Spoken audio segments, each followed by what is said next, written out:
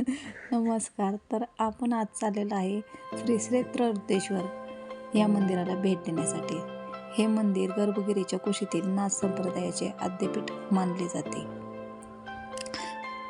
चोबाजूनी पसरे हिरवळ आणि तिथे सुंदर मंदिर आपल्याला पाहायस मिळते. हा संपूर्ण परिसर म्हणजे गर्भगिरीचा डोंगर आहे. तिथून आपण पुढे मंदिराकडे जात आहोत. श्री रुद्रेश्वर मंदिराचे नाथ संप्रदायाचे आद्यपीठ मानले जाणारे हे मंदिर केवळ धार्मिक स्थळ नसून इतिहासाची साक्ष देणारे एक वास्तू आहे. मंदिराचा इतिहास आणि आख्यायिका. रुद्रेश्वर मंदिराला म्हातारदेव या नावाने ओळखले जाते. यामागे एक मनोरंजक कथा आहे. 33 कोटी देवांचे भोजन असे मानले जाते की गुरु मच्छिंद्रनाथांनी इथे एक विशाल भंडारा आयोजित केला होता. त्यासाठी 33 कोटी देव उपस्थित होते. महादेवांचे रूप या भंडाऱ्यात भगवान शिव एका रुद्राचे रूप घेऊन भोजनात बसले, म्हणूनच या स्थानाला रुद्रेश्वर हे नाव पडले. नाथ संप्रदायाचे महत्त्व. येथे मच्छिंद्रनाथ आणि गोरक्षनाथांनी वहिनीनाथांना उपदेश केला होता. त्यामुळे नाथ संप्रदायात ह्या मंदिराचे खूप महत्त्व आहे. हे मंदिर 11व्या शतकातील असून याचे प्रवेशद्वार अतिशय आकर्षक आहे. गर्भगिरीच्या डोंगर रांगेच्या पायथ्याशी एका खोल खोऱ्यात हे मंदिर वसले आहे. मंदिरापासून काही अंतरावर देवराई हे ठिकाण आहे जिथे देवांच्या पंक्ती बसल्या होत्या अशी श्रद्धा आहे.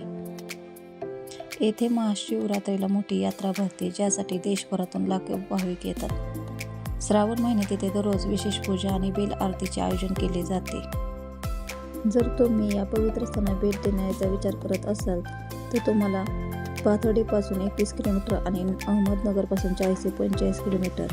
अहमदनगर किंवा पाथर्डी येथून महाराष्ट्र राज्य परिवहन एसटीच्या बसेस किंवा खाजगी वाहने उपलब्ध आहेत. आणि रेल्वेने येणार असाल तर अहमदनगर हे सर्वात जवळचे रेल्वे स्टेशन आहे.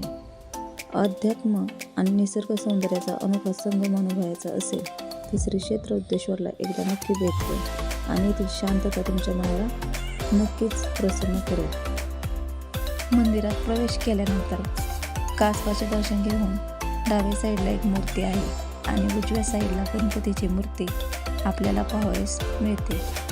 गाभाऱ्यात गेल्यानंतर उन्हाळ्यात पण खूप थंड वातावरण असते. हे शिवलिंग स्वयंभू आहे. या मंदिराला प्रति केदारनाथ बोलले जाते. इथे भाविकांची कायम गर्दी आपल्याला पाहावयास मिळते.